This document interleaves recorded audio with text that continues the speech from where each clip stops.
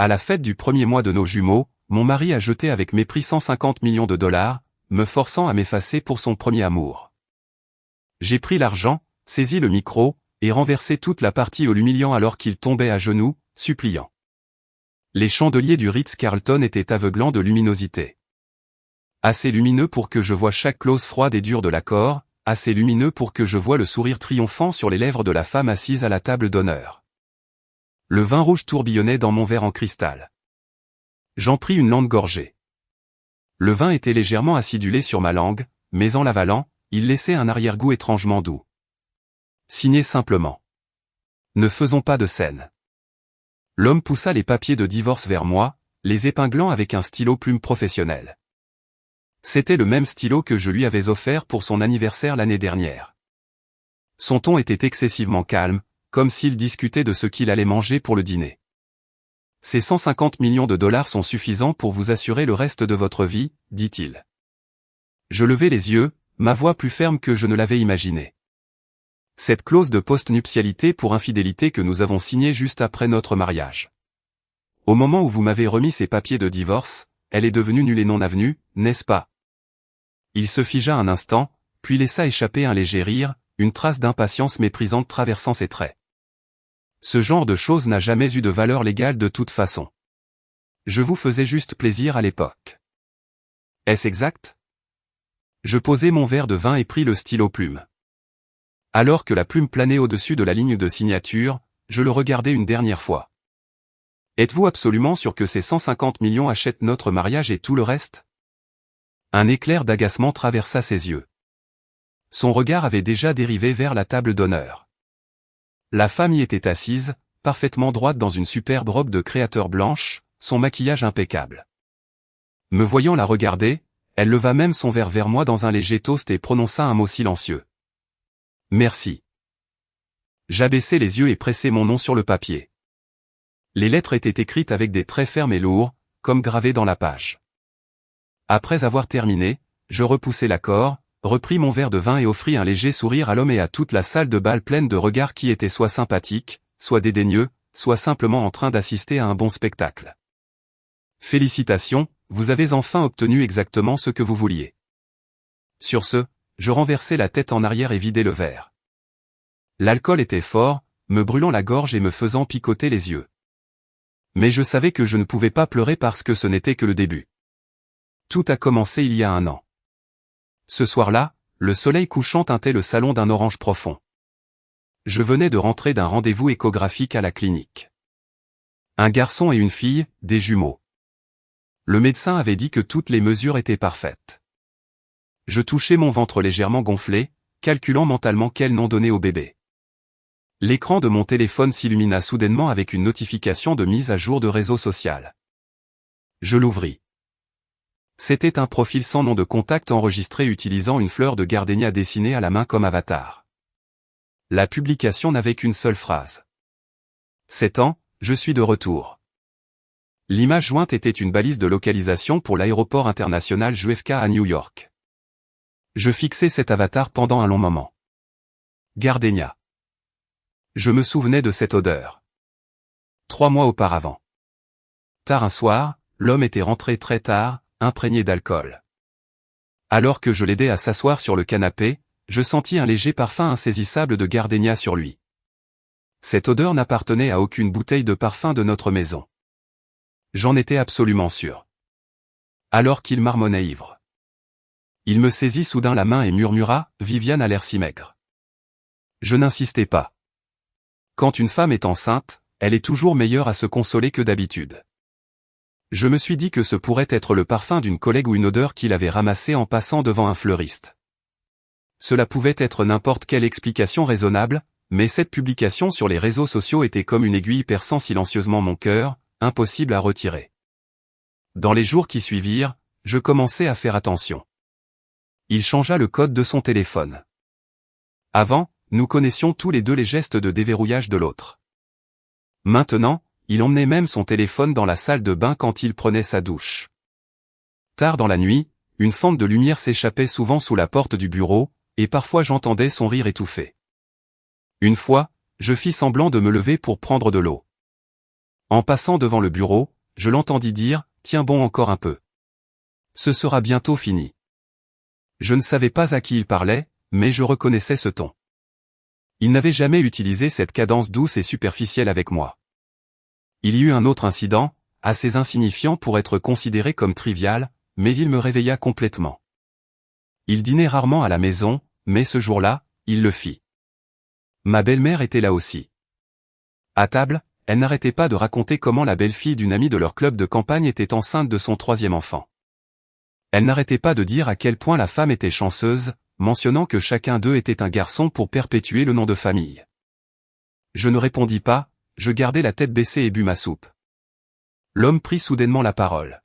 « Maman, peu importe si la grossesse de Sophie s'avère être une fille.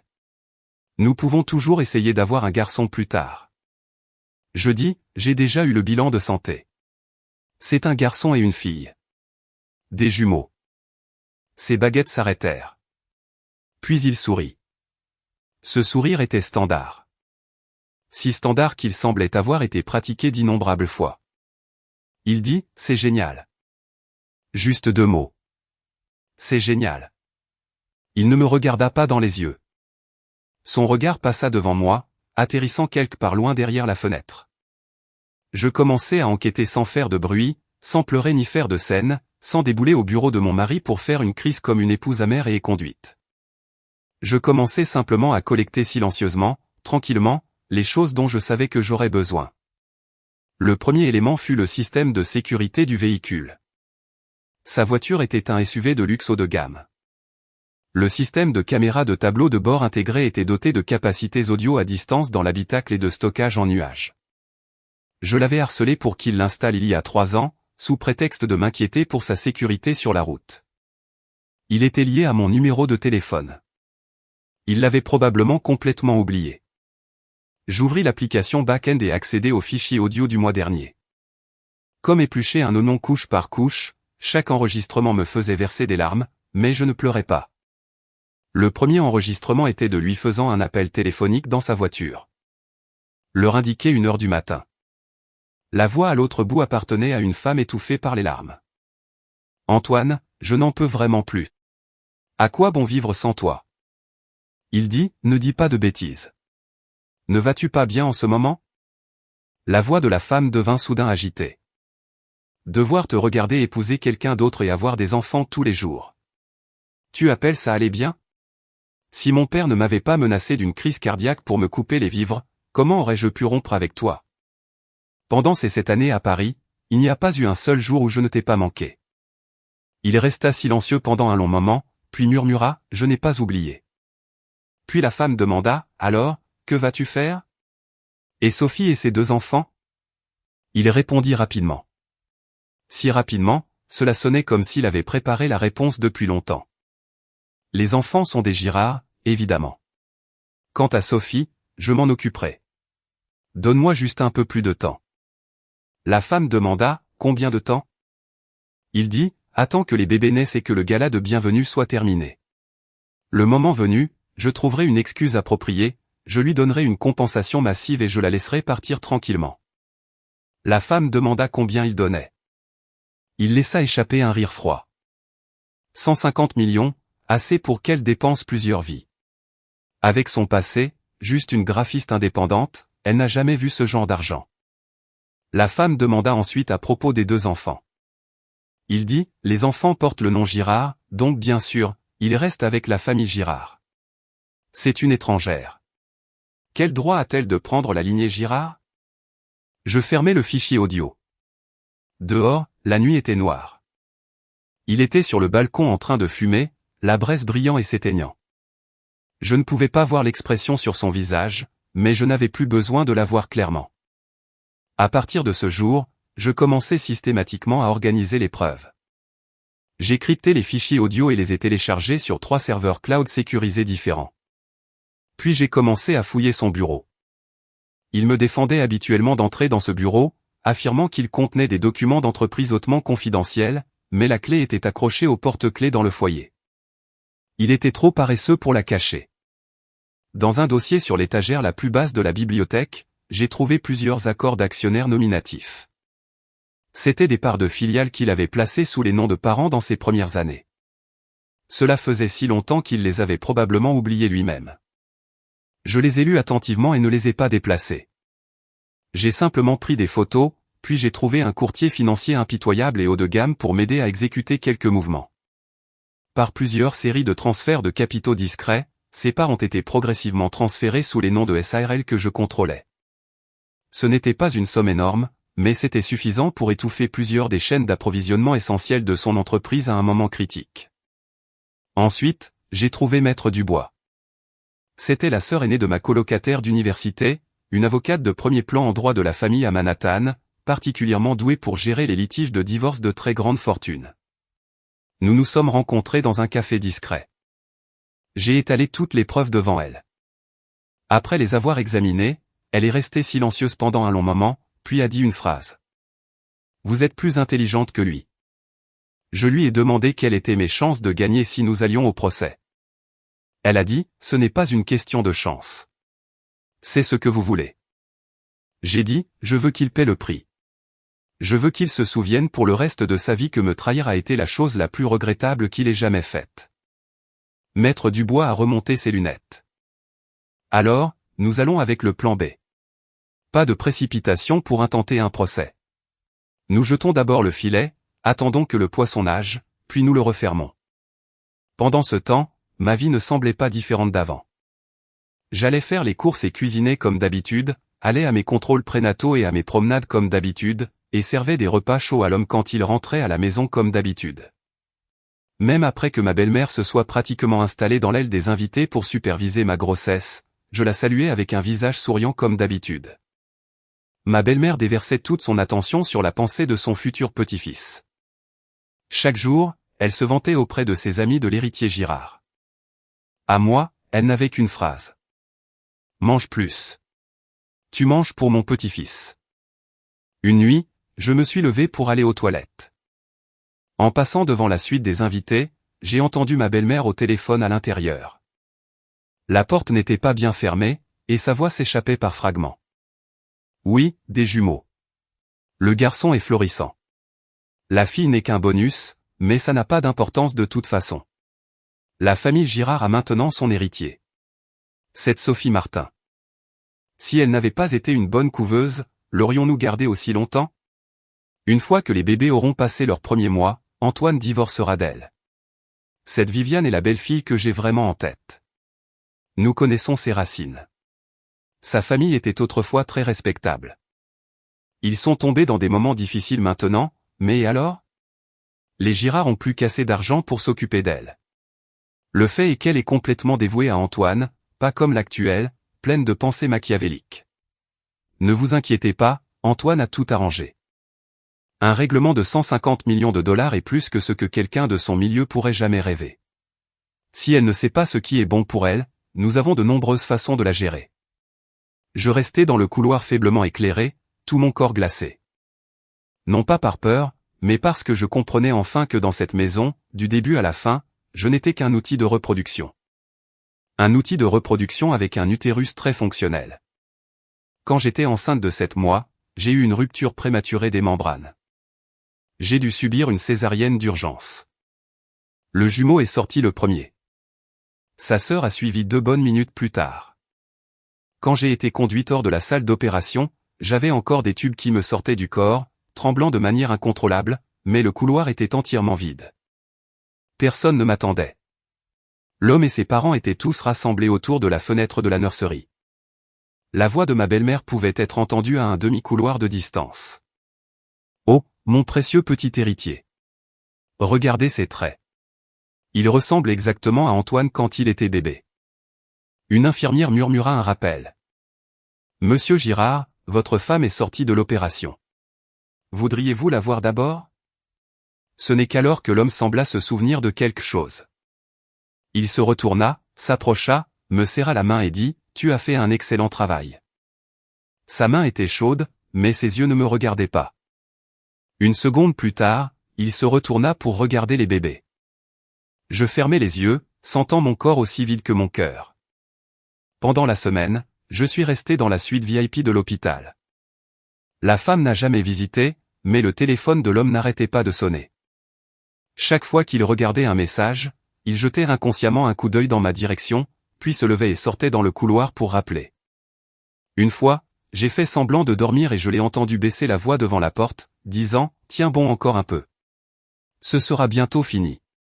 La nuit du gala de bienvenue, je te donnerai absolument une résolution appropriée. Ne t'inquiète pas, les enfants ne seront pas un fardeau pour toi. Ma mère aidera à les élever. Ils ne te dérangeront pas. » Les deux derniers mots qu'il a prononcés incroyablement doucement et gentiment, avec un ton que je ne lui avais jamais entendu utiliser. Je t'aime. J'ai ouvert les yeux et j'ai fixé le plafond au-dessus de moi. Les murs de l'hôpital étaient si blancs, d'un blanc aveuglant. Après ma sortie, ma belle-mère a pratiquement pris le contrôle de notre maison. Nominalement, elle était là pour m'aider à prendre soin de moi et des bébés. En réalité, toute son attention était portée sur le garçon. Quand la petite fille pleurait, elle prenait son temps pour s'approcher, fronçant les sourcils en disant « Elle est juste capricieuse. Demandez à la nounou de lui donner un biberon. Elle ira bien. » Mais si le petit garçon laissait échapper le moindre gémissement, elle se précipitait comme un coup de vent, le cajolant doucement. « Oh, le petit héritier de grand-mère s'est-il mouillé ? Grand-mère va te changer. » Une fois, la petite fille a eu de la fièvre au milieu de la nuit, je cherchais frénétiquement le thermomètre.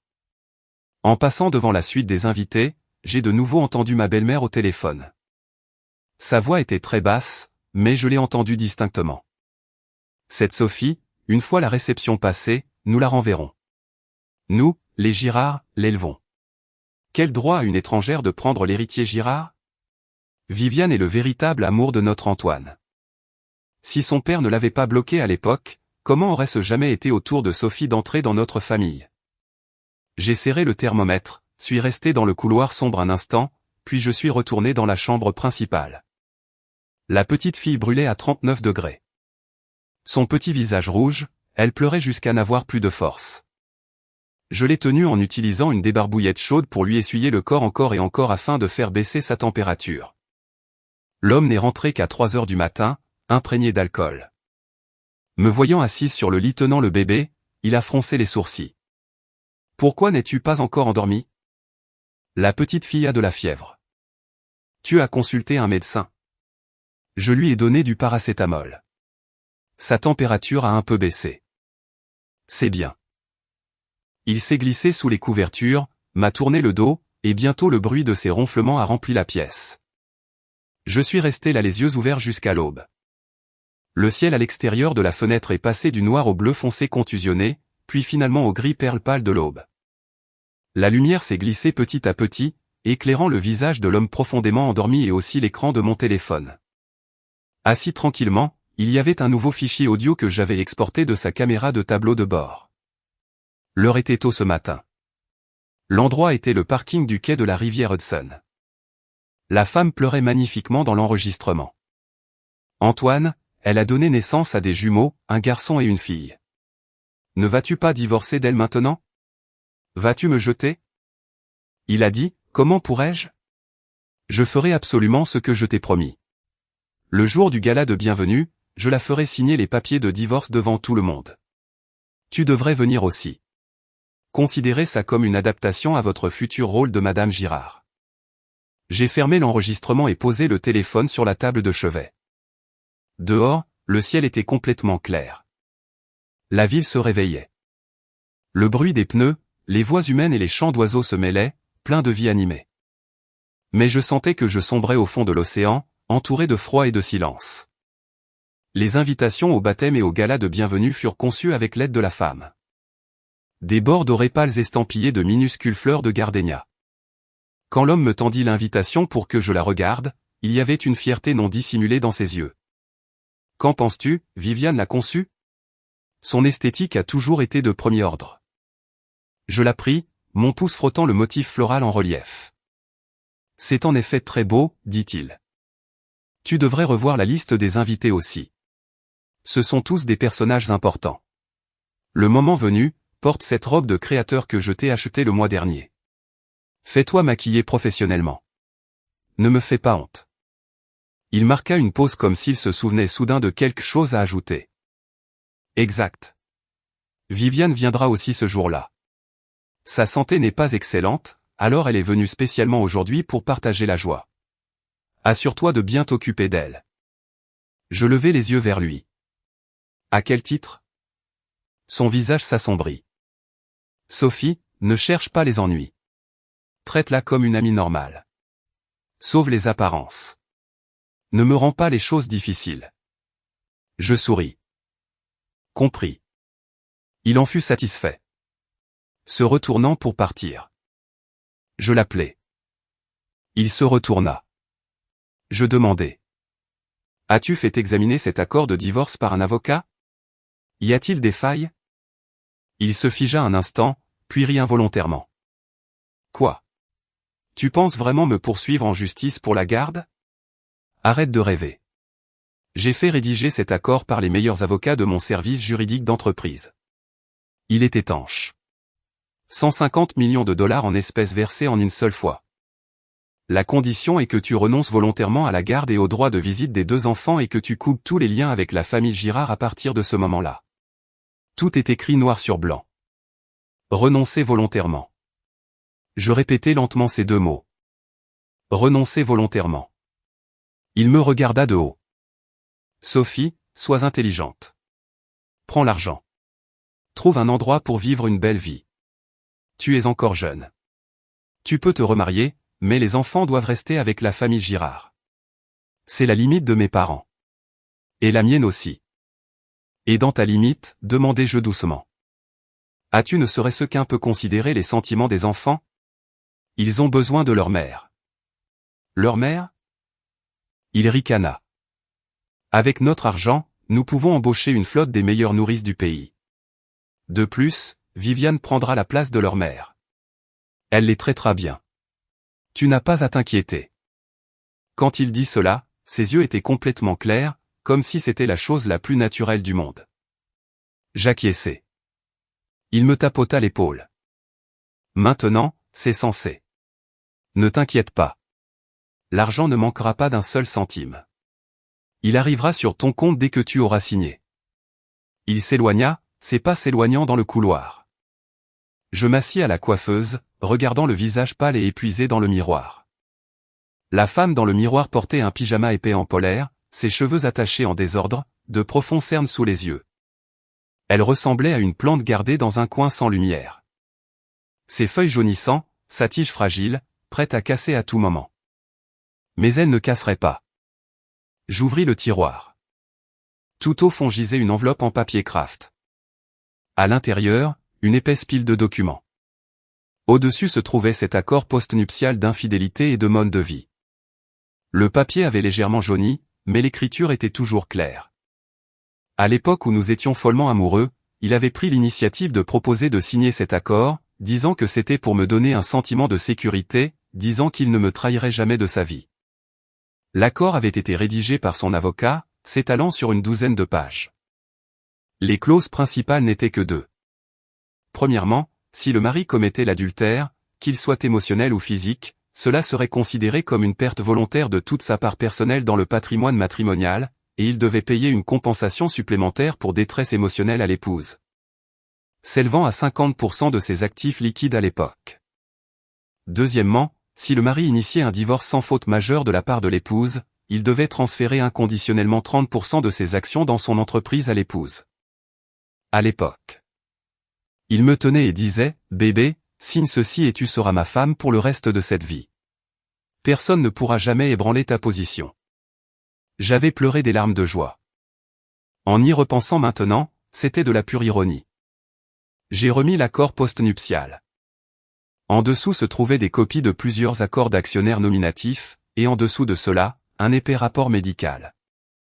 C'était l'historique médical complet de Viviane provenant d'une clinique de fertilité à Paris. J'avais obtenu le rapport par des relations privées. Sur la dernière page, une ligne de texte était encerclée au stylo rouge. Présence chez le patient d'une hypoplasie utérine congénitale accompagnée d'adhérence endométriale sévère. La probabilité de conception naturelle est inférieure à 1 sur 1000. Même avec la technologie de reproduction assistée, la probabilité d'une grossesse réussie et d'un accouchement à terme reste extrêmement faible. La date du rapport était d'il y a 5 ans, à l'époque où elle et Antoine n'avaient pas encore rompu. Ainsi, l'histoire de son père la menaçant d'une crise cardiaque pour la couper les vivres afin de les séparer, l'histoire de partir à l'étranger pour guérir un cœur brisé, tout cela était peut-être vrai, mais ce qui était encore plus vrai, c'est qu'elle savait qu'elle ne pourrait jamais avoir d'enfant, et Antoine était le seul héritier mâle à porter le nom Girard à la prochaine génération. J'ai rangé le rapport médical et j'ai pris mon téléphone pour composer le numéro de Maître Dubois. Il a sonné 3 fois avant de se connecter. C'est moi, mademoiselle Young. Avez-vous pris votre décision? Oui. Nous exécutons selon le plan B. L'heure d'exécution est fixée au jour du gala de bienvenue. Compris. Tous les documents sont préparés. J'ai également prévenu le bureau du notaire et nos contacts médias. Le moment venu, j'apporterai l'équipe et j'arriverai exactement à l'heure. Merci. Maître Dubois fit une pause, puis fit une dernière confirmation. Êtes-vous certaine de ne pas vouloir la garde des enfants pour l'instant? Je restai silencieuse pendant quelques secondes, mes doigts agrippant inconsciemment le téléphone plus fermement. Je suis certaine. L'autre bout du fil resta également silencieux un instant. Je respecte votre choix. Alors, à bientôt au gala. J'ai raccroché et ouvert un autre tiroir de la coiffeuse. À l'intérieur se trouvaient 2 petites croix en argent. C'étaient des médailles bénies que ma mère avait obtenues de notre église à la naissance des bébés. Je les ai sorties, les ai pressées contre ma poitrine, j'ai fermé les yeux et j'ai dit une phrase dans mon cœur. Non pas je suis désolé. C'était. Maman vous le promet. Maman ne vous laissera pas grandir en suivant quelqu'un qui n'en est pas digne. Maman ouvrira la voie et reviendra vous chercher quand tout sera parfaitement net. Le jour du baptême et du gala de bienvenue, la grande salle de bal du Ritz-Carlton était décorée d'une magnificence splendide. Des chandeliers en cristal pendaient du plafond, réfractant d'innombrables rayons de lumière aveuglants. Les invités arrivaient un par un, tous des personnalités éminentes de la ville. Entrepreneurs, capital risqueurs, élite politique et commerciale. Au milieu du tintement des verres, il y avait des rires polis et des mots flatteurs. Antoine portait un smoking sur mesure.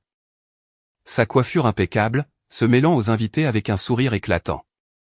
Ses parents portaient des tenues de cérémonie festive, tenant les jumeaux, recevant vague après vague de félicitations. Le président Girard est tellement béni. Des jumeaux, un garçon et une fille. C'est un signe rare de bonne fortune. Girard Tech entre en bourse cette année, et Antoine a un fils et une fille. Double bénédiction arrivant en même temps. Les bébés ont l'air si sains. On voit qu'ils sont intelligents. Ils auront certainement encore plus de succès que leur père à l'avenir. Il souriait et socialisait, mais ses yeux dérivaient fréquemment vers la table d'honneur. Viviane était assise là dans une robe de soie blanche, son maquillage exquis, son aura douce. Elle souriait de temps en temps, conversant avec les invités à sa table avec une posture élégante, posant entièrement comme l'hôtesse. Un invité familier baissa la voix pour demander à Antoine. Antoine, cette mademoiselle Viviane et il sourit candidement. Une vieille amie qui vient de rentrer d'Europe. La santé de Viviane n'est pas au mieux, alors elle est venue spécifiquement aujourd'hui pour partager la joie. L'invité prolongea sa voyelle, affichant un sourire entendu. À mi-chemin du banquet, le maître de cérémonie monta sur scène pour porter un toast et invita Antoine à prendre la parole. Il ajusta son col et monta sur scène. Le projecteur l'éclaira. Il tint le microphone, balaya la pièce du regard, et le posa finalement sur Viviane à la table d'honneur pendant quelques secondes. Il offrit un doux sourire. Merci à tous nos amis et à notre famille d'être venus aujourd'hui assister à la réception de bienvenue pour mon fils et ma fille. Des applaudissements éclatèrent de la salle. Profitant de cette occasion, j'ai aussi une affaire personnelle que j'aimerais annoncer à tout le monde. La salle de bal se calma progressivement.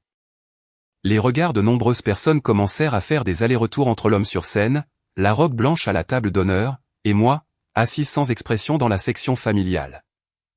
Il s'éclaircit la gorge. Premièrement, je veux remercier ma femme. La caméra me coupa. Je levai les yeux et montrai coopérativement un léger sourire. Elle a traversé d'immenses difficultés pour donner un fils et une fille à notre famille. Sa contribution est inestimable. De polis applaudissements résonnèrent dans la pièce. Son ton changea. Cependant, le mariage ne concerne pas seulement le fait d'avoir des enfants. Il s'agit d'une harmonie des âmes et d'une compagnie à long terme.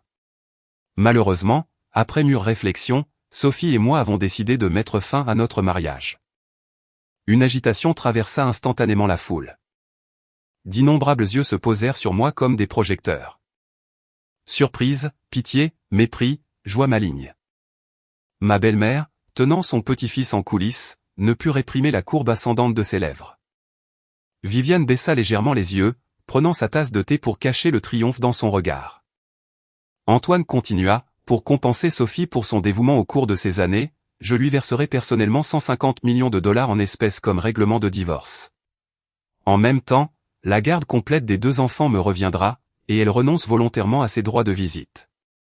C'est un accord mutuel que nous avons conclu, il me regarda. Êtes-vous d'accord? Tous les yeux se posèrent de nouveau sur moi. Je me levai lentement, pris le microphone devant moi. J'accepte. Ma voix fut transmise par le système sonore dans toute la salle, calme et sans émotion. Le visage d'Antoine se fendit d'un sourire soulagé. Excellent. Alors, veuillez demander à Sophie de monter sur scène pour signer les papiers de divorce devant tous nos amis et notre famille ici présents comme témoins. Une hôtesse tenant un plateau de velours rouge monta sur scène. Sur le plateau se trouvait l'accord de divorce et un stylo. Je montai sur scène. Mes talons marchaient sur le tapis sans un bruit. Debout à côté de lui, je pouvais sentir le parfum de gardénia appartenant à Viviane, que son eau de Cologne ne pouvait pas couvrir. Il inclina la tête et parla rapidement à voix basse. Signez-le, et l'argent sera immédiatement sur votre compte. Ne faites pas de tour de passe-passe. Je le regardai, pris le stylo, ouvrit l'accord et trouvai la ligne de signature. La plume resta en l'air. Ces 150 millions de dollars sont après impôt, c'est bien ça? Il se figea, l'impatience éclairant ses yeux. Bien sûr. Virement bancaire en espèces, ne passant pas par les comptes d'entreprise, n'impliquant aucun ajustement d'équité ou de dette, payé en totalité en une seule fois. Très bien. Êtes-vous ennuyeuse ou quoi?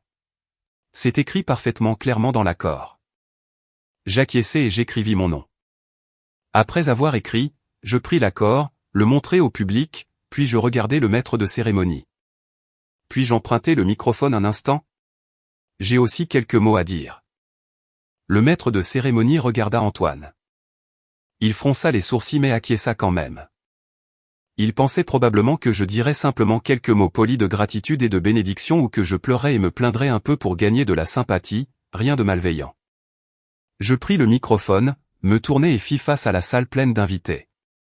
Merci à tous d'être venus à la réception de bienvenue de mes bébés, et merci à mon futur ex-mari pour ce discours si affectueux tout à l'heure. Son expression changea légèrement. J'accepte le divorce et j'accepte les 150 millions de dollars de règlement. Cependant, je fis une pause, mon regard balayant les diverses expressions des personnes en dessous, atterrissant finalement sur Viviane à la table d'honneur. Les phalanges de ses doigts serrant sa tasse de thé étaient d'un blanc éclatant. Concernant la question de la garde des enfants, je crois qu'il est nécessaire de clarifier quelque chose. Antoine fit un pas en avant, essayant de saisir mon microphone. Quelle bêtise débitez-vous? Je me tournai sur le côté pour l'esquiver, ma voix projetant clairement à travers le système sonore. Je n'ai jamais volontairement renoncé à la garde de mes enfants.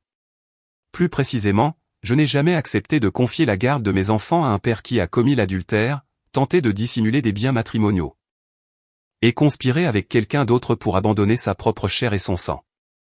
Toute la salle explosa. Le visage d'Antoine devint livide. Êtes-vous folle? Qu'est-ce que vous racontez? Sécurité. Faites-la descendre de scène. Un agent de sécurité hésita à monter. Je sortis une clé USB de ma pochette et la tins en l'air.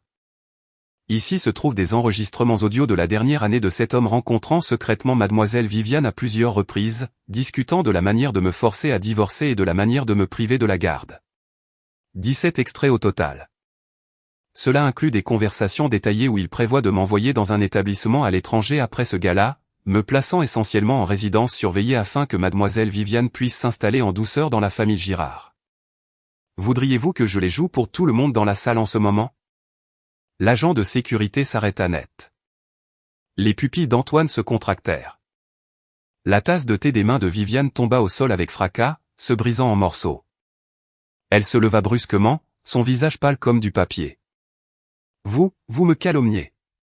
Que ce soit de la calomnie peut être évaluée devant un tribunal. Je le regardais calmement. Bien sûr, si vous pensez que ce n'est pas suffisant, j'ai d'autres preuves.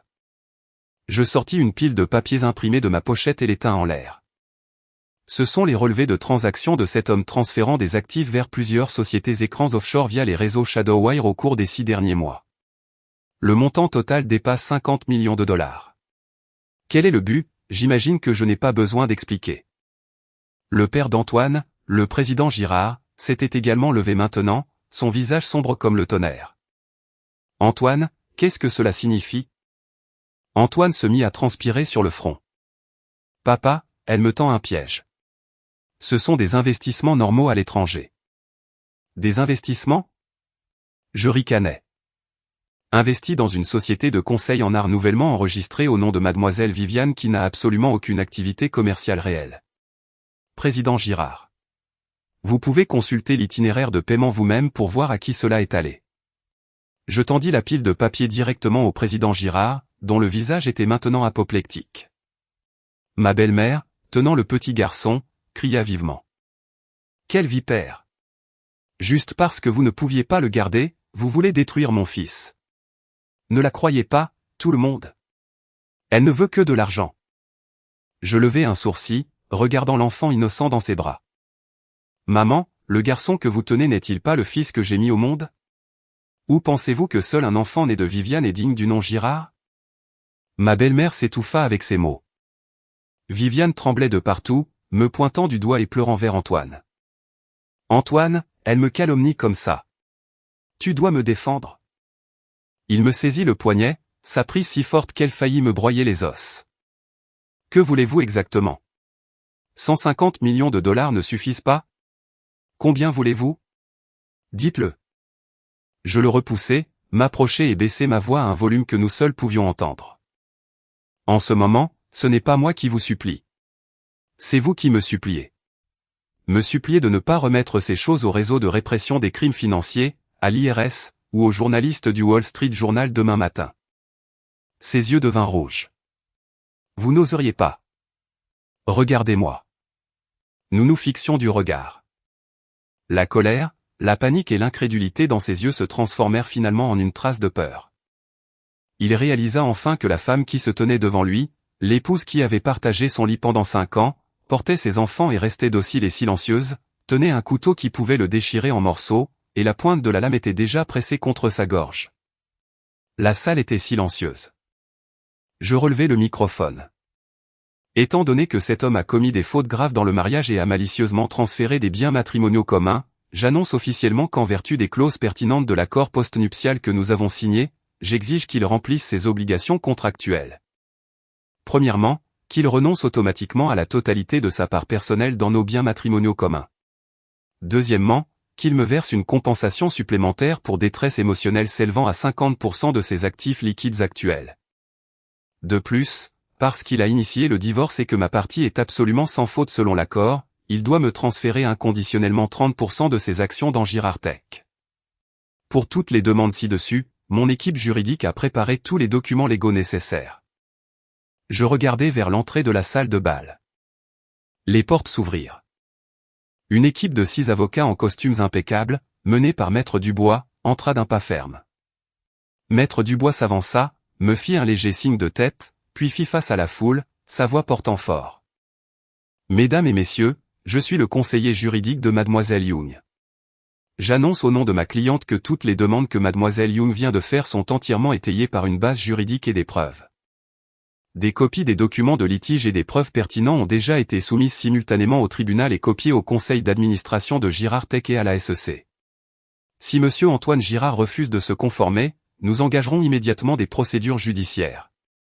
Étant donné que Girard Tech est actuellement en période de silence avant son introduction en bourse, je suis convaincu que Monsieur Girard et les actionnaires de Girard Tech feront un choix judicieux.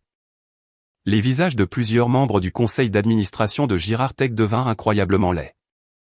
Un homme d'âge moyen, chauve, se leva brusquement, pointant du doigt Antoine et jurant, « Antoine Girard, qu'est-ce que tu fous?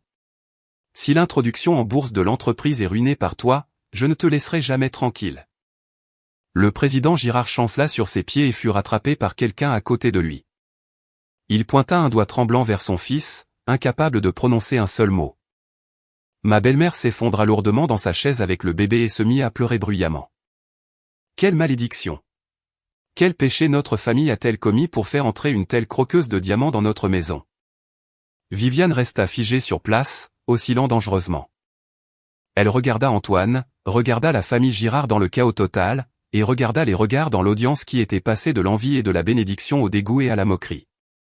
Je la regardai et pris le microphone. Mademoiselle Viviane. Elle sursauta, me regardant avec terreur. Tout à l'heure, cet homme a dit, votre santé est fragile, et vous avez besoin du titre de Madame Girard pour vous reposer et récupérer. Je souris. Je me demande exactement ce qui ne va pas avec votre santé. Avez-vous besoin que je vous aide à contacter votre médecin traitant de la Mayo Clinique d'il y a 5 ans? Je me souviens qu'il était spécialisé dans la fertilité. Cette phrase eut un pouvoir destructeur plus grand que toutes les preuves précédentes. Chaque regard dans la pièce se posa sur elle. Choc, prise de conscience, moquerie, pitié. Antoine tourna brusquement la tête, la fixant droit dans les yeux. Quelle clinique de fertilité? Viviane? De quoi parle-t-elle? Les lèvres de Viviane tremblèrent tandis que les larmes montaient. Antoine, laisse-moi t'expliquer. Ce n'est pas comme ça. Je ne suis pas. Je sortis la photocopie du rapport médical de ma pochette et la tins en l'air. Avez-vous besoin que je projette ce rapport de diagnostic d'hypoplasie utérine congénitale avec une probabilité de conception naturelle inférieure à 1 pour 1000 pour que tout le monde le voie? Je lançai doucement la photocopie aux pieds d'Antoine. Il se pencha pour la ramasser. Après quelques regards, son visage passa de livide à mortellement pâle. Il leva les yeux vers Viviane, toute l'affection douce de ses yeux complètement disparue, ne laissant qu'une rage furieuse et tordue d'avoir été trompé. Tu ne peux pas avoir d'enfant. Tu m'as menti tout ce temps. Elle couvrit son visage, s'effondrant. Je n'ai pas. J'ai juste. Je t'aimais trop, Antoine. J'avais peur que tu ne veuilles pas de moi. Alors tu m'as menti? Tu m'as fait abandonner ma femme et mes enfants pour toi? Tu m'as fait la risée de la ville? Rugit-il, déchirant le rapport en lambeaux et les lui jetant au visage. Elle laissa échapper un cri et tomba au sol. Son maquillage était ruiné par ses pleurs. Sa robe blanche salie, elle avait l'air absolument pathétique. Où était même une fraction de son élégance et de sa douceur d'il y a quelques instants? J'observais ce spectacle pathétique et toxique avec un détachement froid. Mon cœur était glacé. C'était la femme d'or qu'il avait aimée pendant plus d'une décennie. Celle pour qui il était prêt à détruire sa famille. Une menteuse qui avait méticuleusement tissé des mensonges pour voler la vie d'une autre femme. J'ai déjà signé l'accord. Les 150 millions de dollars doivent être virés maintenant. Ma voix n'était pas forte, mais elle portait une force indéniable. Quant à l'accord postnuptial et au transfert d'actions, je vous donne 24 heures pour réfléchir. Demain, à 7 heures, si je n'ai pas reçu les documents signés de votre part, toutes les preuves apparaîtront ponctuellement exactement où elles sont censées être. Bien sûr, vous pouvez aussi essayer de voir si vous pouvez me faire renoncer volontairement dans ces 24 heures, tout comme vous aviez prévu de me faire avant. Antoine frissonna, me regardant avec des yeux remplis d'étrangeté et de peur. Maître Dubois, je me tournai vers l'équipe juridique. Veuillez le superviser pour qu'il effectue le virement. Une fois que c'est fait, nous partons. Compris. Maître Dubois s'avança, parlant à l'homme abasourdi. Monsieur Girard, s'il vous plaît. Conformément à la section 3 de l'accord de divorce, vous êtes tenu d'effectuer le paiement sur le champ, maintenant. Il se tint raide, regardant son père. Le président Girard avait les yeux fermés, sa poitrine se soulevant violemment, sans dire un mot. Il regarda les invités et les membres du conseil d'administration qui normalement lui baisaient la main mais qui maintenant l'évitaient comme la peste.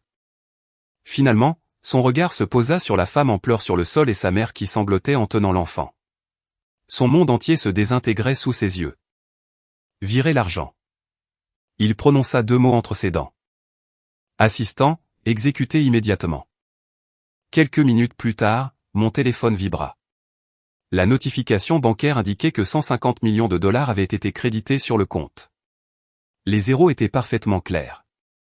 Je rangeai mon téléphone, fis un signe de tête à maître Dubois, et me dirigeai vers ma belle-mère. Elle serra le bébé, me fusillant du regard avec un ressentiment méfiant. Quoi? Que voulez-vous de plus? Je pris doucement ma fille de ses bras. La petite fille dormait profondément, sa petite bouche faisant des bruits de succion. Je regardais le petit garçon dans les bras de ma belle-mère. Le petit regardait fixement le chaos environnant avec de grands yeux sombres. Maman, c'est la dernière fois que j'utiliserai ce titre pour vous, dis-je. Je vous fais confiance pour vous occuper temporairement du garçon. Ma belle-mère ouvrit la bouche comme un poisson. Vous ne voulez pas de votre enfant? Je me penchai et embrassai le front de ma fille. Mais pas maintenant. Quand le calme sera revenu, quand ils pourront avoir un environnement vraiment sûr et propre pour grandir, je reviendrai les chercher. Après tout, une famille avec un père qui commet l'adultère, tente de blanchir des biens, et complote pour abandonner ses enfants, et une future belle-mère qui ne peut pas concevoir, est profondément machiavélique. Et essaie de coucouer le nid d'une autre femme n'est vraiment pas adapté à l'épanouissement d'un enfant. Ne seriez-vous pas d'accord? Ma belle-mère resta assise, stupéfaite, silencieuse. Je jetai un dernier regard à Antoine, figé sur scène, et à la femme pathétique au sol tenant ma fille. Je me retournai et me dirigeai vers la sortie, pas à pas, sur mes talons.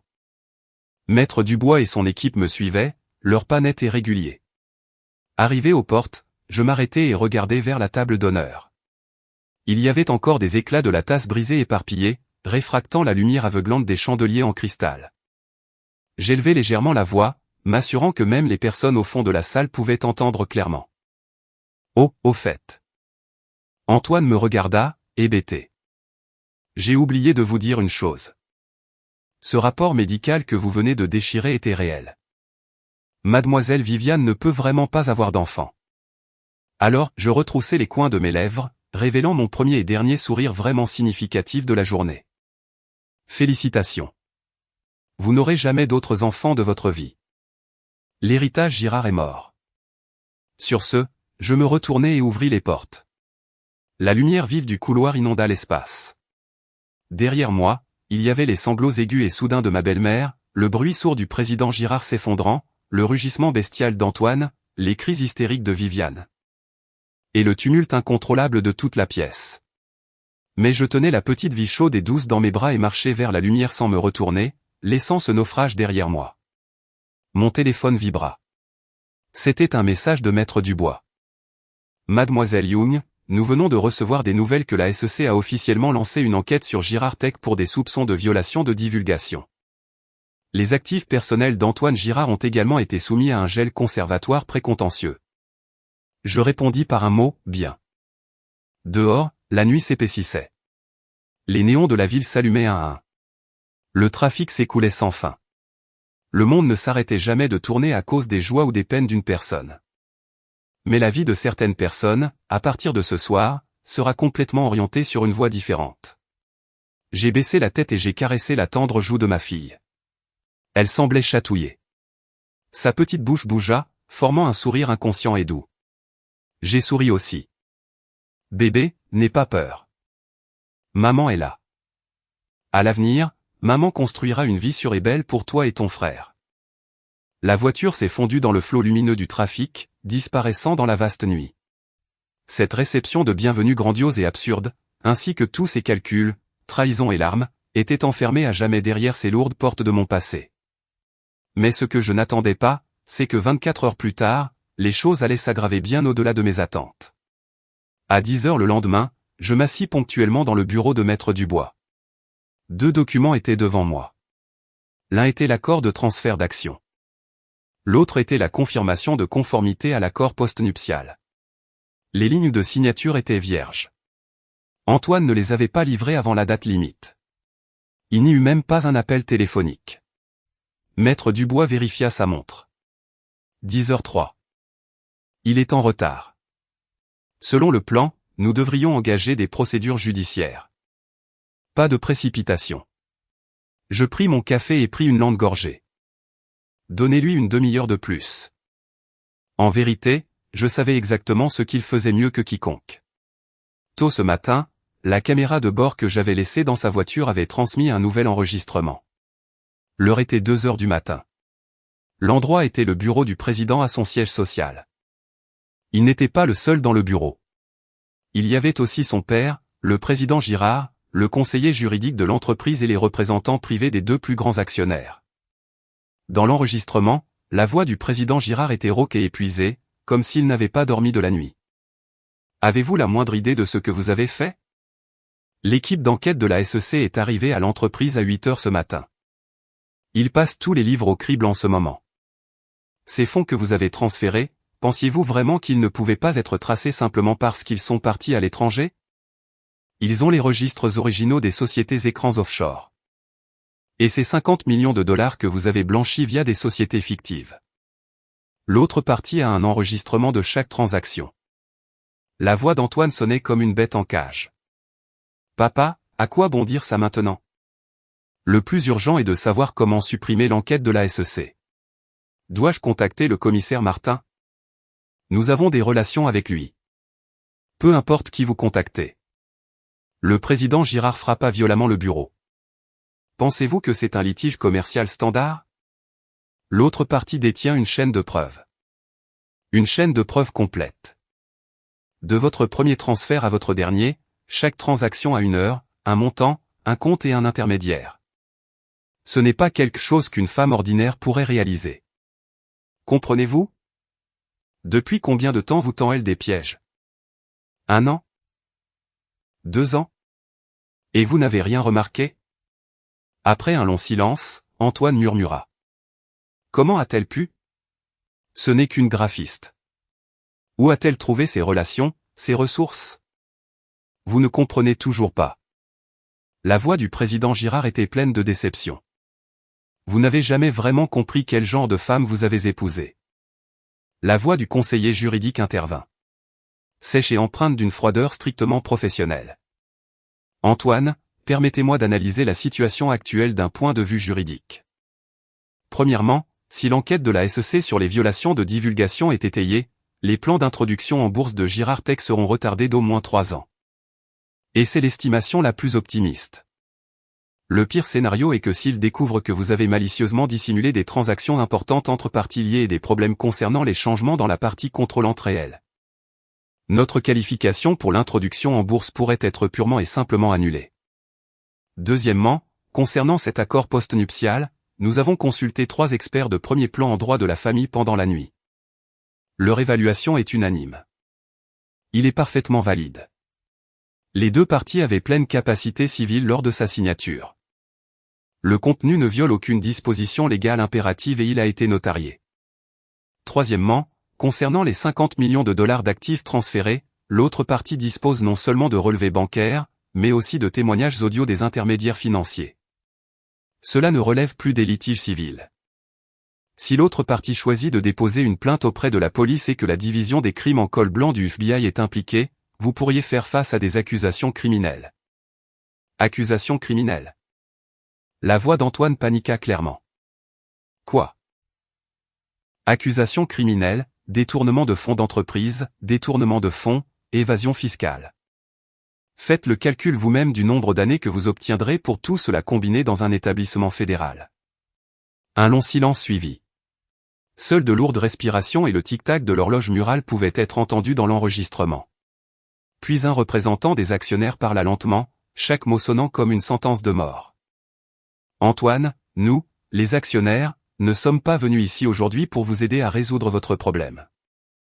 Nous sommes venus vous dire que si l'introduction en bourse de l'entreprise échoue en raison de vos problèmes matrimoniaux personnels, nous vous tiendrons personnellement responsable. Vous savez ce que cela signifie? Antoine ne répondit pas. Il savait probablement que l'accord d'actionnaire de l'entreprise contenait une clause stipulant que si l'introduction en bourse échouait en raison d'une négligence grave de la part de la partie contrôlante, cette partie devait indemniser tous les actionnaires en utilisant ses actifs personnels. Ce serait un chiffre astronomique. La liquidation de toute sa vie ne le couvrirait pas. La seule issue maintenant, dit le conseiller juridique, est de satisfaire toutes les demandes de la femme. Transfert d'actions, compensation pour détresse émotionnelle, tout. Tant qu'elle ne poursuit pas et ne s'adresse pas aux autorités, nous avons encore une marge de négociation. Sinon quoi? Sinon, vous feriez mieux de vous préparer à passer votre 40e anniversaire en prison fédérale. L'enregistrement s'arrêta là. J'ai fermé le lecteur multimédia et j'ai remis mon téléphone sur le bureau. Maître Dubois me regarda. Eh bien, attendons encore un peu, dis-je. À 10h15, mon téléphone sonna. L'identifiant de l'appelant affichait un numéro inconnu, mais je le reconnus. C'était le portable privé du président Girard, un numéro qu'il n'avait pas changé depuis des années. Je répondis. Sophie. La voix du président Girard semblait beaucoup plus âgée, comme s'il avait vieilli de 10 ans pendant la nuit. C'est moi, monsieur Girard. Parlons de quoi? Tout. Les actions, la compensation, les enfants, tout. Venez dans mon bureau. Nous parlerons face à face. Je regardai Maître Dubois. Elle secoua légèrement la tête. Je compris sa signification. Je ne pouvais pas aller à la propriété Girard. C'était leur territoire. Y aller me mettrait en désavantage. Monsieur Girard, si vous voulez parler, le bureau de mon avocate est dans un gratte-ciel sur Madison Avenue. Nous sommes prêts pour vous à tout moment. Si vous et votre fils ne vous présentez pas avant la fin de la journée, demain à 9h, tous les documents apparaîtront simultanément au tribunal, au FBI et aux rédactions de 3 grands médias financiers. À vous de décider. Je raccrochai le téléphone. Maître Dubois me lança un regard. Êtes-vous sûr qu'ils viendront? Ils viendront, dis-je. Ils n'ont pas d'autre choix. Effectivement, à 14h, la flotte de voitures de la famille Girard se gara en bas de l'immeuble de Madison Avenue. Les personnes qui vinrent n'étaient pas seulement Antoine et le président Girard, mais aussi l'avocat privé de la famille Girard, un vieil homme nommé Maître Leclerc. Il était célèbre dans le milieu, connu comme le meilleur avocat d'affaires de New York. Maître Leclerc portait un costume gris foncé impeccablement taillé. Ses cheveux étaient impeccablement lissés en arrière. Un sourire professionnel plaqué sur son visage. Il avait l'air d'assister à une négociation commerciale de routine, et non de venir nettoyer un désastre imminent. Ils entrèrent dans la salle de conférence et s'assirent de part et d'autre de la longue table. Antoine s'assit entre le président Girard et Maître Leclerc. Il portait toujours le même costume que la veille. Sa cravate était dénouée, les 2 premiers boutons de sa chemise défaits, de profonds cernes sous les yeux. Il semblait complètement épuisé. Quand il me vit entrer, ses yeux étaient trop complexes pour être décrits. Il y avait de la haine, de la peur, de la confusion, et même une légère trace de respect à contre-cœur qu'il ne réalisait probablement pas lui-même. Je m'assis à l'autre bout de la longue table. Maître Dubois était assise à ma droite, mon conseiller financier à ma gauche. Derrière moi se trouvaient 2 avocats associés et un expert comptable. La composition était formidable. Le président Girard parla le premier. Il sauta les plaisanteries et les bavardages, allant droit au but. Quelles sont vos conditions? Crachez-le. Conditions? J'eus un petit rire. Monsieur Girard, mes conditions ont été énoncées très clairement au gala hier. Les clauses de l'accord postnuptial sont écrites noir sur blanc. Je n'ai pas besoin de les répéter. Maître Leclerc remonta ses lunettes, souriant aimablement. Mademoiselle Young, nous avons vu l'accord postnuptial, mais vous savez que dans la pratique judiciaire, les tribunaux pourraient ne pas valider ce type d'accord à 100%. Surtout la clause concernant le transfert d'actions de 30%. Cela implique les droits des autres actionnaires de l'entreprise. Ce n'est pas quelque chose que vous et Antoine pouvez simplement dicter. Je ne parlais pas. Je sortis simplement un document de mon dossier et le fis glisser au milieu de la table. Maître Leclerc le prit, tourna 2 pages, et son sourire se figea. Ceci est l'article 37 des statuts d'entreprise de Girard Tech. Je dis, selon cet article, en cas de divorce, les membres de la famille immédiate de la partie contrôlante de l'entreprise ont le droit de préemption pour acheter la partie des capitaux propres impliqués dans les biens matrimoniaux communs. En d'autres termes, même si le tribunal ne soutient pas le transfert de 30% en tant qu'épouse d'Antoine, je peux toujours acheter ces capitaux propres à 70% du prix du marché. Et il se trouve que j'ai 150 millions de dollars en espèces, les 150 millions de dollars exacts qui viennent d'arriver sur mon compte, ce qui couvre parfaitement ce paiement. Donc, Maître Leclerc, vous n'avez pas besoin de me faire la leçon sur les incertitudes de la pratique judiciaire. J'ai déjà préparé chaque voie. Le sourire de Maître Leclerc disparut complètement. Il remit le document sur la table, se tourna vers le président Girard et secoua légèrement la tête. Le visage du président Girard était terrible, mais il était un vétéran chevronné du monde des affaires. Il ne céderait pas facilement. 30% c'est trop. L'entreprise n'appartient pas uniquement à Antoine. Il y a de nombreux actionnaires minoritaires. Si vous prenez 30%, la structure du capital de l'entreprise subira des changements massifs. L'entrée en bourse deviendra encore plus impossible. Monsieur Girard, l'entrée en bourse est déjà impossible, dis-je calmement. L'équipe d'enquête de la SEC est arrivée ce matin. Vous savez mieux que moi ce que cela signifie. Le problème maintenant n'est pas de sauver l'introduction en bourse. C'est de sauver Girard Tech de la liquidation judiciaire. Pensez-y. Si je remets ces preuves au FBI, Antoine ne fera pas seulement face à des responsabilités civiles, mais à des accusations criminelles. À ce moment-là, avec la partie contrôlante de l'entreprise sous enquête fédérale, les banques rappelleront inévitablement les prêts. Une ruée des fournisseurs est inévitable. Combien de temps Girard Tech peut-elle tenir? 3 mois, 6 mois? À ce moment-là, oubliez 30%. 100% ne sera qu'un tas de papiers inutiles. Les mains du président Girard tremblèrent légèrement, mais il essaya quand même de tenir bon. D'où une petite fille comme vous tire-t-elle une telle audace? Vous pensez qu'en détenant quelques enregistrements audio, vous pouvez faire tomber une entreprise avec des centaines de millions de revenus? Monsieur Girard, je n'essaie pas de faire tomber Girard Tech. Je le regardai droit dans les yeux. Je veux seulement ce qui m'appartient, mais vous tous. Ce que vous avez à payer n'est pas seulement de l'argent, mais les choses auxquelles vous tenez le plus dans cette vie. Quand je dis cela, mon regard se posa sur Antoine. Du début à la fin, il ne m'avait pas regardé. Il fixait la table comme s'il regardait une équation mathématique insoluble. La négociation dura 4 heures complètes. Maître Leclerc était en effet digne du titre de meilleur avocat de New York. Son éloquence était exceptionnelle. Malheureusement, il n'était pas face à un adversaire ordinaire. Chaque document, chaque statut juridique, chaque chiffre préparé par l'équipe de Maître Dubois était martelé sur la table comme des clous, inamovibles, inébranlables. Combiné avec mon conseiller financier décomposant ligne par ligne les flux de trésorerie et la structure de la dette de Girard Tech. Finalement, même Maître Leclerc n'avait plus rien à dire. Le règlement final était le suivant. Le transfert de 30% des actions, pas un centime de moins. Les 150 millions de dollars en espèces avaient déjà été reçus sans aucune récupération. La clôture du transfert d'actions devait être effectuée dans les 10 jours ouvrables. De plus, 2 des 3 propriétés au nom d'Antoine, y compris le manoir dans lequel nous vivions actuellement, m'appartenaient. Quant à la garde, elle restait pour l'instant à la famille Girard, mais je conservais le droit de poursuivre et de modifier la garde à tout moment, et la famille Girard ne pouvait pas entraver mes droits de visite sous quelque prétexte que ce soit. C'était le meilleur résultat que je pouvais obtenir. Non pas parce que j'étais tendre, mais parce que je savais que si je les poussais plus loin, ils opteraient vraiment pour une destruction mutuelle. Et je ne voulais pas que mes 2 enfants grandissent au milieu d'un procès sans fin, laid et interminable. Au moment de signer, Antoine leva enfin les yeux. Il me regarda signer mon nom sur l'accord, ses yeux aussi troubles que de l'eau boueuse.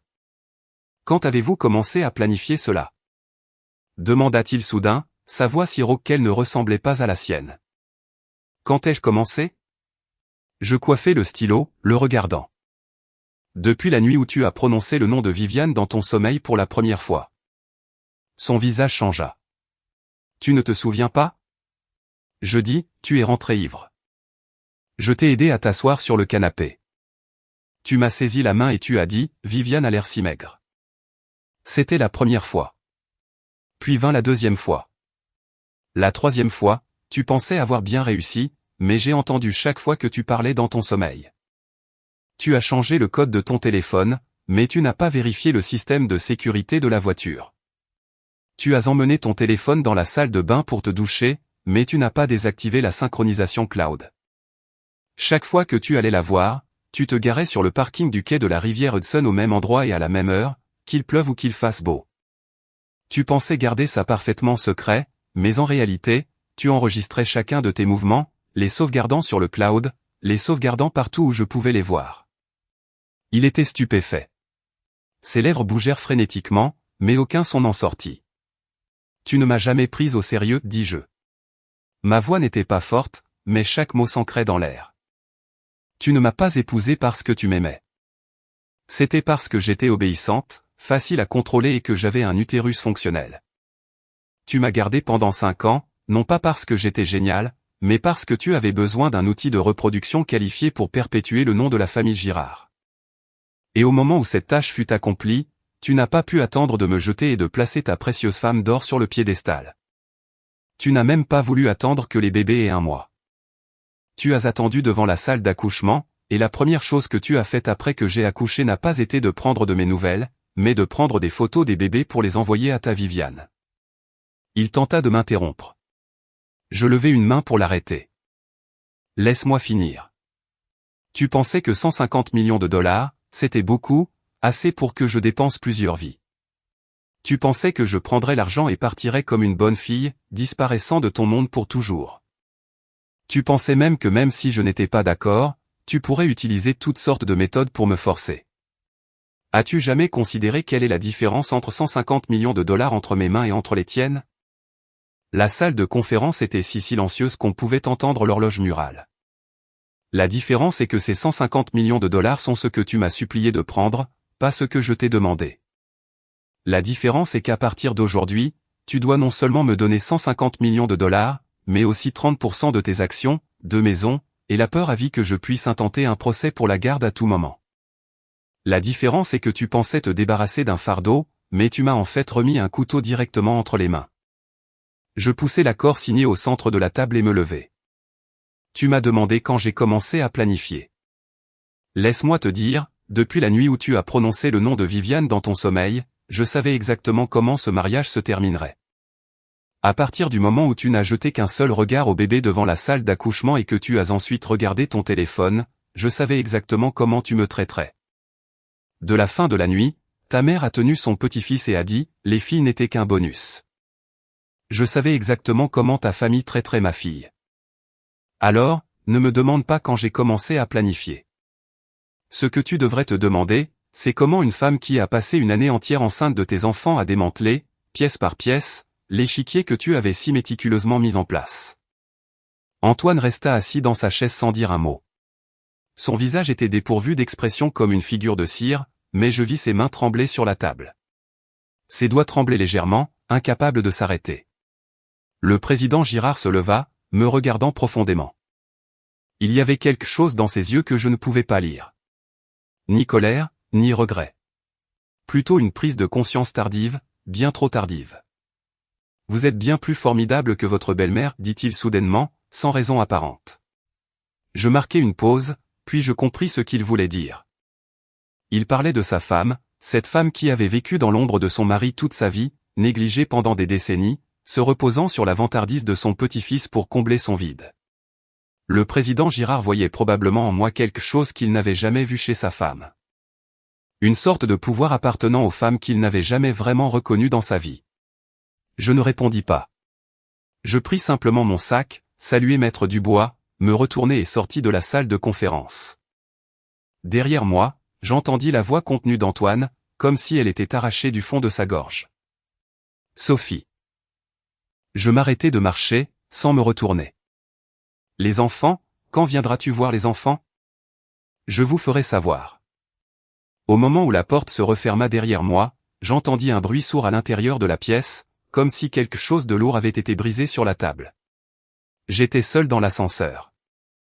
Les murs en miroir reflétaient mon visage, mon maquillage était légèrement maculé, mes yeux fortement injectés de sang, mes lèvres sèches et gercées.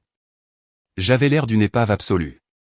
Mais en me regardant dans le miroir, je souris soudainement. Pas un sourire amer, pas un sourire moqueur. C'était un sourire de pur soulagement. Pendant une année entière, 365 jours, j'ai joué le rôle d'une épouse docile, vertueuse et soumise dans cette maison. Combien de repas froids avais-je mangé seul dans la cuisine? Combien de remarques passives-agressives de ma belle-mère avais-je enduré? Combien de fois avais-je regardé le dos de mon mari alors qu'il partait tard dans la nuit? J'ai enduré cela non pas parce que j'étais une lâche. J'ai enduré cela parce que j'attendais. J'attendais l'occasion parfaite. J'attendais de lancer le filet le plus large. J'attendais que tous les poissons entrent et ensuite de tout ramener en une seule fois. Maintenant, le filet était fermé. Les portes de l'ascenseur s'ouvrirent au rez-de-chaussée. Je sortis. La lumière du soleil à l'extérieur était éblouissante. Mon téléphone vibra. C'était un message de Maître Dubois. Mademoiselle Young, les documents de modification d'enregistrement de l'entreprise pour le transfert d'actions sont prêts. Je vous accompagnerai demain matin pour les déposer. Je répondis par un mot. Bien. Debout à l'entrée de l'immeuble de bureau, observant la circulation, je pensais soudain aux jumeaux, au petit visage de ma fille, aux yeux sombres de mon fils. Je me souvins de la nuit où ma fille avait eu de la fièvre. Je la tenais, l'essuyant encore et encore pendant qu'Antoine ronflait bruyamment dans la pièce d'à côté. Je me souvins de ma belle-mère tenant mon fils, l'appelant le petit héritier de grand-mère, tandis que ma fille gisait tranquillement à l'autre bout du berceau, sans pleurer ni se plaindre. Ses yeux innocents regardant comme si elle comprenait tout. Je me souvins d'Antoine disant, avec notre argent, nous pouvons embaucher une flotte des meilleures nourrices du pays. Ce ton suffisant, ce regard absolument sans culpabilité dans ses yeux. Il ne traiterait pas bien ma fille. Je savais que tant que je ne serais pas dans cette maison, personne ne s'occuperait vraiment de cette petite fille. Ma belle-mère était obsédée par les lignées, n'ayant Dieu que pour son précieux petit-fils. Antoine ne se souciait que de sa carrière et de sa femme d'or. Pour lui, les enfants n'étaient que des outils pour perpétuer le nom de la famille. Quant à cette femme, Viviane, elle ne traiterait absolument jamais bien un enfant qui n'était pas le sien, surtout un enfant qui servait de rappel constant au fait qu'elle ne pouvait pas avoir d'enfant. Alors, je dois y retourner. Pas maintenant, mais un jour, quand j'aurai tout arrangé parfaitement, quand je pourrai offrir à mes enfants un environnement vraiment sûr et propre pour grandir, j'y retournerai et je les récupérerai. Pas seulement un, je les récupérerai tous les deux. Mon fils et ma fille, ils sont tous les deux ma chair et mon sang. Personne ne me les arrachera. Personne ne les laissera grandir dans une famille tordue et dysfonctionnelle. J'ai hélé un taxi et je suis monté, donnant au chauffeur le nom de mon hôtel. La voiture a démarré. Je me suis penché en arrière sur le siège, les yeux fermés, écoutant le léger ronronnement du moteur. Mon téléphone a de nouveau vibré. Cette fois, c'était un message d'un numéro inconnu. Il ne contenait qu'une seule phrase. « Tu penses avoir gagné ?» Je n'ai pas répondu. Je savais exactement qui l'avait envoyé. J'avais eu le nouveau numéro de téléphone de Viviane il y a des mois. Je ne l'avais juste jamais enregistré dans mes contacts. Elle avait probablement envoyé ce message pour tester ma réaction, pour voir si je me mettrais en colère, si je paniquerais, si je ne pourrais pas résister à me disputer avec elle. Je ne le ferais pas parce que je savais que sa vie en ce moment était 10 000 fois plus misérable que la mienne. Au gala, quand j'ai exposé la vérité sur son infertilité, chaque personne présente l'a entendu. Ces personnes étaient des partenaires commerciaux de Girard Tech et des personnalités éminentes de la ville. La nouvelle s'est répandue dans tout le cercle du jour au lendemain. Elle a pris des ailes et a volé aux oreilles de chaque personne qu'elle avait jamais essayé de gravir socialement. Ce qui importait le plus à Viviane dans cette vie ? Ni l'argent, ni le statut. C'était son image. Elle avait passé 7 ans en Europe à cultiver l'image de la petite amie parfaite inaccessible du lycée. Douce, élégante, intellectuelle, profondément dévouée, une bonne femme lésée par le destin qui conservait encore sa grâce. Mais maintenant, tout le monde disait que Viviane n'était qu'une briseuse de foyer essayant de détruire la famille de quelqu'un et une briseuse de foyer stérile de surcroît qui complotait pour chasser la femme et prendre sa place. Et le résultat, non seulement elle n'avait pas réussi à consolider sa position, mais la femme lui avait arraché son masque en public. C'était la partie la plus impitoyable. Ce n'était pas moi qui étais impitoyable. C'était le destin qu'il était. La chose la plus terrifiante dans la vie d'une personne n'est pas de perdre. C'est de voir son état le plus honteux par tout le monde après avoir perdu. L'état le plus honteux de Viviane a été vu par plus de 200 personnes. Enregistré, diffusé. Désormais, dans n'importe quel cercle riche et puissant, elle ne serait qu'une blague. Quant à Antoine, ses jours ne seraient pas bien meilleurs. L'introduction en bourse de Girard Tech était pratiquement ruinée. Plusieurs actionnaires importants préparaient déjà un coup d'État pour le destituer de ses fonctions de président et de PDG. L'enquête de la SEC durerait au moins 3 mois. Pendant ces 3 mois, chaque transaction, chaque contrat, chaque échange financier serait examiné à la loupe, et tous les partenaires qui l'avaient offensé, piétinés ou pressés par le passé montraient maintenant leur croc. C'est ainsi que fonctionne le monde des affaires. Quand vous êtes au sommet, tout le monde est votre ami. Quand vous êtes en difficulté, tout le monde se précipite pour obtenir un morceau de la carcasse. Mon téléphone vibra à nouveau. Même numéro, deuxième message. Tu ne t'en tireras pas comme ça. Je l'aiderai à reconstruire. Je l'aiderai à tout reprendre. Je lus ce message 2 fois. Puis je tapais 4 mots et l'envoyai. Bonne chance avec ça. Puis je bloquai le numéro. Le taxi s'arrêta devant l'hôtel. Je payai et entrai dans le hall. Dans l'ascenseur, je regardais de nouveau mon visage dans le miroir, plus hagard qu'auparavant. Je n'avais rien mangé de la journée. Mon estomac se tordait et ma tête me lançait fortement. Mais je me rendis quand même à la réception, pris ma clé de chambre, montai à l'étage, jetai mon sac sur le canapé et entrai dans la salle de bain. J'ouvris le pommeau de douche. De l'eau chaude coula d'en haut, trempant mes cheveux, mes vêtements, et tout ce qui était sur mon visage, que ce fût de l'eau ou des larmes. Je ne savais pas. Je ne pleurais pas. Je me sentais juste fatigué. Si fatigué. Si incroyablement fatigué. Comme si j'avais parcouru un très long chemin en portant quelque chose d'incroyablement lourd et que j'avais enfin atteint un endroit où je pouvais m'arrêter et me reposer. Après la douche, je mis le peignoir de l'hôtel et m'assis près de la fenêtre du sol au plafond. Dehors, c'était la vue nocturne de cette ville. Des millions de lumières, des néons clignotants, pas différents d'hier.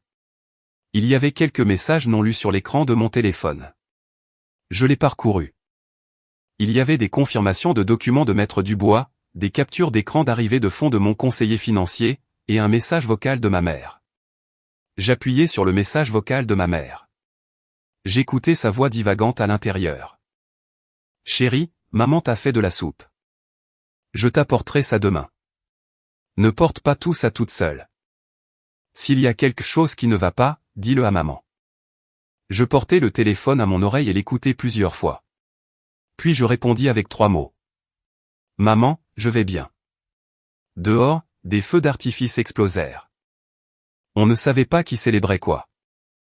En regardant ces éclats de lumière éclore et s'estomper dans le ciel nocturne.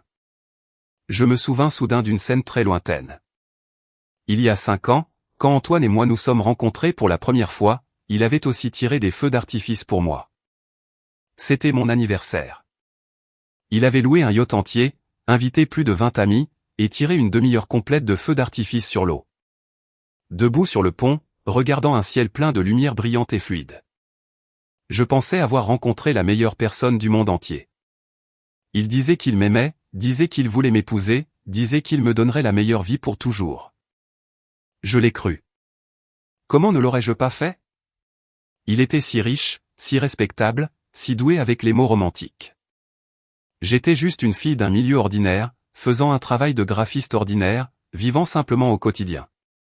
Quand quelqu'un conduit soudain une voiture de luxe dans votre vie en tenant des fleurs, en disant que vous êtes la personne la plus importante de sa vie, en disant qu'il ne peut pas vivre sans vous. Combien de femmes ne seraient pas émues? Combien de femmes pourraient dire non? Mais plus tard, j'ai découvert qu'il ne me poursuivait pas parce qu'il m'aimait. Il me poursuivait parce qu'il avait besoin d'une femme. Une femme présentable, fertile, docile, obéissante. Et je cochais toutes les cases. Un milieu ordinaire, pas de relation puissante, facile à contrôler, pas mal du tout, acceptable à présenter en public. Plus important encore, je suis tombée enceinte, un garçon et une fille, des jumeaux. Et ainsi, aux yeux de la famille Girard, ma valeur était remplie. Je suis passé de Madame Girard à la mère de ses enfants, de la mère de ses enfants à cette Sophie, et de cette Sophie à quelqu'un qu'il pouvait payer pour qu'elle parte. Je pensais que je serais dévasté. Mais étrangement, quand tout cela s'est réellement produit, j'ai trouvé que je n'étais pas aussi triste que je l'avais pensé. Peut-être parce qu'au cours de cette dernière année, mes larmes s'étaient déjà taries. Peut-être parce que j'avais cessé de l'aimer il y a longtemps, ne l'aimant plus. Cette réalisation était en fait plus glaçante que n'importe quelle trahison. Parce que ce n'est que lorsque vous réalisez que vous n'aimez plus quelqu'un que vous comprenez vraiment que votre mariage est mort depuis longtemps. Il n'est pas mort au gala de bienvenue. Il n'est pas mort au moment où il a poussé les papiers de divorce devant moi. Il est mort beaucoup plus tôt, dans des moments plus petits et plus silencieux. Il est mort la nuit où il a prononcé pour la première fois le nom de quelqu'un d'autre dans son sommeil. Il est mort au moment où il a emmené son téléphone dans la salle de bain après une douche. Il est mort dans le processus de son regard vers moi, passant de doux à dédaigneux et de dédaigneux à froid. Il est mort complètement sans même un éclair de lucidité terminale. Mais je ne le hais pas. Haïr quelqu'un demande de l'énergie. Je n'ai plus d'énergie. J'ai passé une année entière à tendre des pièges, à recueillir des preuves, à attendre le bon moment non pas pour le haïr, mais pour reprendre ce qui m'appartenait, pour rendre justice à mes enfants, pour faire payer à ceux qui m'ont blessé le prix qu'ils méritaient. Ce n'était pas une vengeance. C'était un règlement de compte complètement propre. Les feux d'artifice à l'extérieur s'arrêtèrent. Le ciel nocturne retrouva son calme. Les lumières de la ville scintillaient au loin comme d'innombrables étoiles qui ne tomberaient jamais. Je m'adossai à la chaise, fermai les yeux et pensai au petit visage de ma fille. Elle était si petite, si douce, comme une guimauve quand je la tenais dans mes bras. Je me souvins de la façon dont elle m'avait regardé la première fois qu'elle avait ouvert les yeux. Ce regard de confiance absolue et sans réserve. Je ne l'oublierai jamais de ma vie. Et mon fils, ce petit gars est sorti 2 minutes après sa sœur, mais il pesait près d'une livre de plus. Ses pleurs étaient aussi beaucoup plus forts que ceux de sa sœur. Quand il souriait, il avait une petite fossette, ressemblant exactement à une photo de moi quand j'étais enfant. La pensée de les laisser dans cette maison me serrait le cœur. Mais mon avocate m'a dit que me battre contre un milliardaire pour la garde sans ma propre trésorerie ou une maison stable en ce moment serait un cauchemar interminable. Les tribunaux de la famille peuvent être froids. Ils favorisent la stabilité, et sa famille a des ressources infinies. J'ai donc choisi de prendre du recul et de céder temporairement la garde à la famille Girard. Mais je me suis réservé le droit de poursuivre en justice pour modification à tout moment. Pendant ce temps, je construirai une forteresse assez solide pour moi-même. Une forteresse qui m'appartiendra à moi et à mes enfants.